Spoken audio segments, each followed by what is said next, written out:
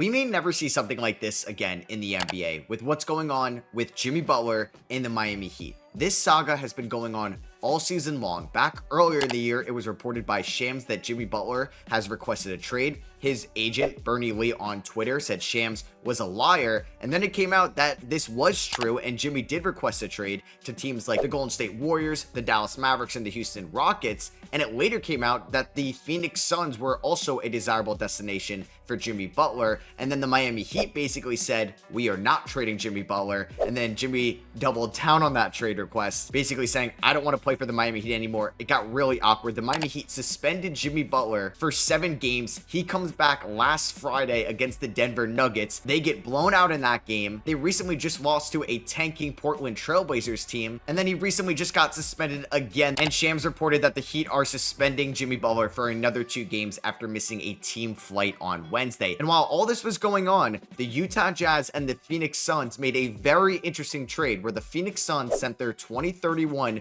unprotected first-round pick to Utah for 3 first-round picks going back to Phoenix. And this trade is really interesting because why would a team want to trade 3 first-round picks for 1 first-round pick? It's basically Utah trading quantity for quality because who knows where the Phoenix Suns are going to be in 2031 if they pull off this Jimmy Butler trade. They have Kevin Durant and they don't really have the greatest young core in the world after that. The Suns acquired the least favorable first-round pick in 2025 between the Cleveland Cavaliers, the Minnesota Timberwolves, or the Utah Jazz. Yeah, we know that one of those picks is going to be at the end of the first round, and that's most likely going to be Cleveland's first round pick. That's going to be 27, 28, 29, or 30. Not a lot of value there. And in 2027, it's the same thing. In 2029, it's the same thing. So basically in 2027, if Ant is still in Minnesota, Cleveland still has their core, that pick is going to be in the late 20s, and same thing in 2029. So Utah is trading not a ton of value right there. Those are the trade picks they got back in the Donovan Mitchell and Rudy Gobert trades, and they're basically taking a chance on the Phoenix Suns are going to explode by then in 2031, and they can earn themselves a very nice pick. As for Phoenix, they're trying to attach more draft capital to get off of the Bradley Beal contract, and that pretty much brings us to what I want to talk about, the Jimmy Butler trade that's bound to happen. It seems inevitable that he's going to get traded before the trade deadline. He could get traded today, he can get traded tomorrow. It's going to be very soon, and it's going to be very complicated. And there's a couple factors why this is going to be very complicated. Well, first off, Bradley Beal has a no trade clause. He's one of 2 players in the NBA with LeBron James that has a no trade clause. So why would Bradley Beal waive a trade that could send him in a 3-team deal to a Charlotte or a Brooklyn, a team that is not contending this year? Bradley Beal is making his money. He has the no trade clause. He hasn't really had much playoff success in the past, and that's why he waived the no trade clause to go from Washington to Phoenix to win a title. So why would he waive that to go to a team that is not competing for anything anytime soon? Also, Phoenix is a second apron team, so they can't send out multiple players to get back less money in return. They can't aggregate players in a trade, and with all that going on, this is going to be a very complicated deal because I'm not really sure where Bradley Beal will waive his no trade clause to. I'm sure he wouldn't mind going to South Beach. A lot of NBA players like to go there. I don't think he would mind to go to Milwaukee either, as they're apparently linked to Bradley Beal because they think going from Chris Middleton to Bradley Beal will extend their window. We're seeing that Bradley Beal isn't working out for Phoenix as their number 3 in their big 3. I'm not really sure it would work out in Milwaukee. Now, Giannis is better than KD or Devin Booker as a number 1 option right now, and he's younger than KD and better defensively than those 2 players over in Phoenix. And maybe you're just going to convince yourself that you can go all the way with Beal as your number 3 in a weaker Eastern Conference. And yes, objectively, Beal is still a good player. He's just overpaid. And is he better than Chris Middleton? Yeah, most likely, because I think Beal would prefer to go to a team like Milwaukee that is a top 4 team in the Eastern Conference. He'd play with Giannis Antetokounmpo. He's still going to make a ton of money over there, and he'd be the number 3 option behind Giannis and Damian Lillard. Now, Milwaukee would have to make a move before this deal goes down because they're currently a second apron team, so they'd have to trade Pat Connaughton and maybe some draft capital to a team that could take on Connaughton's contract. They get under the second apron, and then you could include Bobby Portis, Brook Lopez, along with Chris Middleton to get Bradley Beal. Like I said earlier, I'm not really sure if that raises your ceiling this year or extends your championship window.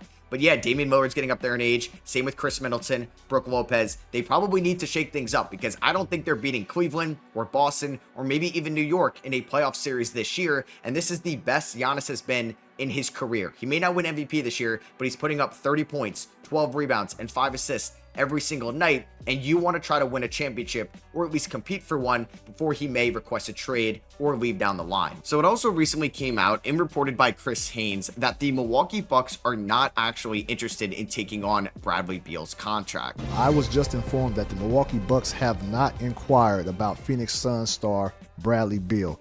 In fact, it was explained to me that a connection between the two is non-existent.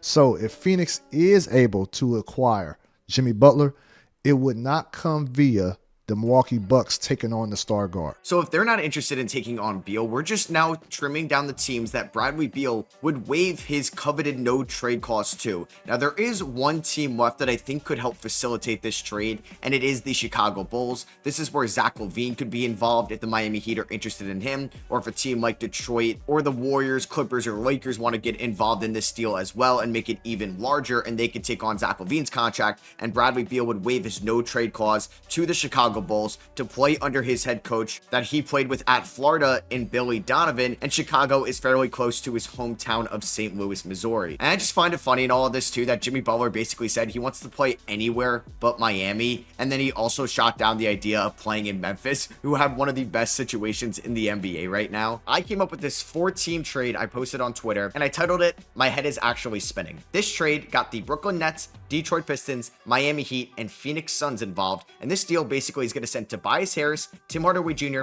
and a bunch of second-round picks to Brooklyn. The Detroit Pistons are going to get Bradley Beal, Trendon Watford, and 2 first-round picks that the Suns just got back in that 3-for-1 swap with Utah. Miami gets Ben Simmons, Simone Fontecchio, and a first-round pick in this deal, and Phoenix would get Jimmy Butler, something they are desperately trying to do. I don't know if Bradley Beal would waive his no-trade clause to go to Detroit, but I would like to see Detroit go after somebody like Bradley Beal if they're going to get 2 first-round picks attached in this trade, because they lost Jaden Ivey, and you can't put all this workload on Cade Cunningham. Cade Cunningham has been borderline a top 10 player this year, but without Jaden Ivey, his number 2s are Malik Beasley, Tim Hardaway Jr., and Tobias Harris. Like I said, Bradley Beal is still a good player. It's just he's overpaid, so you can get on some assets, take on Beal's money, and you only have his contract and Cade's new contract overlap for 2 years. They're not a big free agency destination anyway. I don't hate it. Brooklyn gets involved in this deal, basically taking on Tim Hardaway Jr.'s expiring and going from Ben Simmons to Tobias Harris and getting 3 second-round picks in return. So essentially, you're taking on an expiring contract next year when we know that the Nets are still going to be rebuilding, and you're basically getting seconds for Ben Simmons expiring.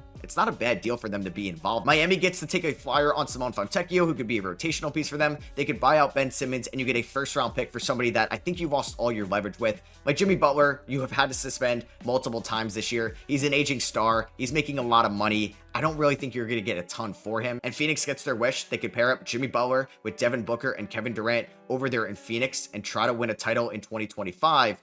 And if they don't win it all this year, it gets really scary because Jimmy's getting a year older. Kevin Durant's getting a year older. We'll see if they're able to attach maybe one of those first-round picks. They recently got to upgrade the center position because Yusuf Nurkic has not been good for them this year, and he's been recently benched. I like them picking up Nick Richards, but they need to get better at that big man spot in the playoffs, especially on the defensive end of the floor, because this is a very risky move for Phoenix. And I think the owner, Matt Ishbia, knows this because they went all in on Kevin Durant at the 2023 trade deadline. They went all in trading for Bradley Beal in the 2023 offseason. They're realizing right now that that move was not worth it whatsoever. They definitely regret it, and they're trying to go from Bradley Beal to Jimmy Butler, which definitely raises their ceiling in the playoffs with Jimmy Butler being your number 3 option because he is a better defender than Bradley Beal. You think he could be a better player as a third option in the half court, and we know his playoff history where he went off for the Miami Heat in 2020, brought them to the NBA Finals. He went off for the Miami Heat in 2023, upsetted the Milwaukee Bucks when they were an 8 seed and Milwaukee was a 1 seed.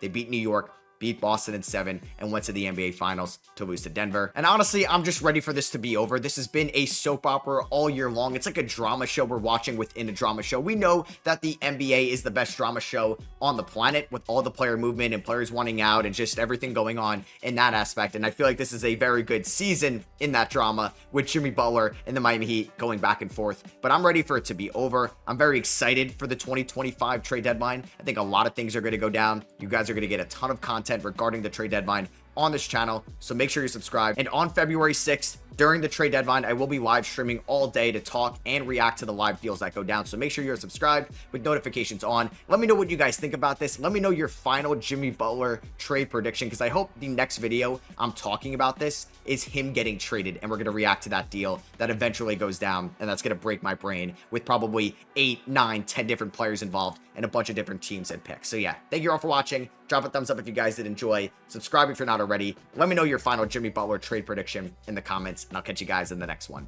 Peace.